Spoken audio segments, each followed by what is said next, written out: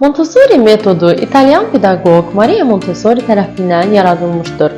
Onun əsas prinsipi budur: özüm edə biləcəyim üçün mənə kömək et. Bu metodda uşaq sərbəst seçim edir, marağına uyğun öyrənir və öz sürətində inkişaf edir.